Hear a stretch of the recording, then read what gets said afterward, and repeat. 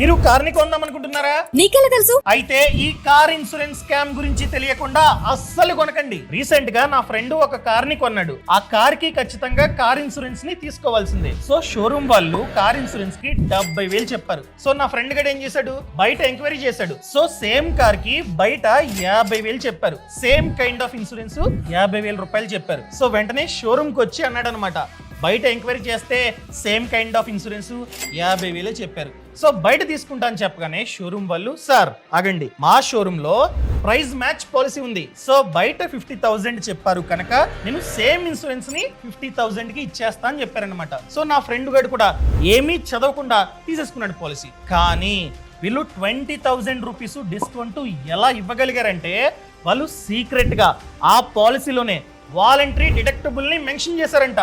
ఎంత?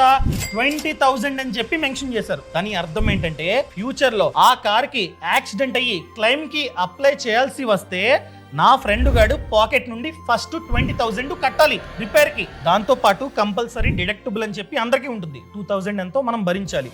సో నా ఫ్రెండ్ గాడు 20,000 భరించాలి ప్లస్ 2,000.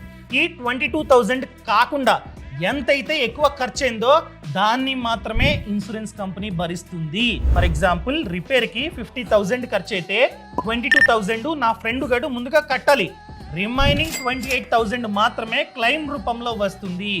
ఒకవేళ ఈ కంపెనీ షోరూమ్ వాళ్ళు ఆ క్లాజ్ ని మెన్షన్ చేయకుండా ఉన్నట్లయితే మొత్తం వాళ్ళే భరించేవారు, 48,000 వాళ్ళే భరించేవారు. సో ఈ డిస్కౌంట్ ఇవ్వడానికి ఈ విధంగా మెన్షన్ చేశారనమాట. సో ఇలాంటి వాలంటరీ డిడక్టబుల్స్ పెడితే ప్రీమియం ఆటోమేటిక్ గా తగ్గుతుంది. సో ఒకవేళ బయట తీసుకుంటే చాలా క్లెయిమ్ వచ్చేది. ఇది పెట్టడం వలనే 20,000 నా ఫ్రెండ్ గడికి లాస్ అవుతుంది. కొన్ని షోరూమ్స్ మాత్రమే ఇలాంటి స్కామ్లు రీసెంట్ గా చాలా చేస్తూ ఉన్నాయి. సో పాలసీ తీసుకునే ముందు A to Z చదవండి. అంతా ఓకే అనుకున్నట్లయితే మాత్రమే తీసుకోండి. ఎవరైతే కొత్తగా కార్ ని కొందాం అనుకుంటున్నారో వాళ్ళకి ఈ రీల్ ని షేర్ చేయడం అస్సలు మర్చిపోకండి. బాస్ వాలా, బీ ద బాస్.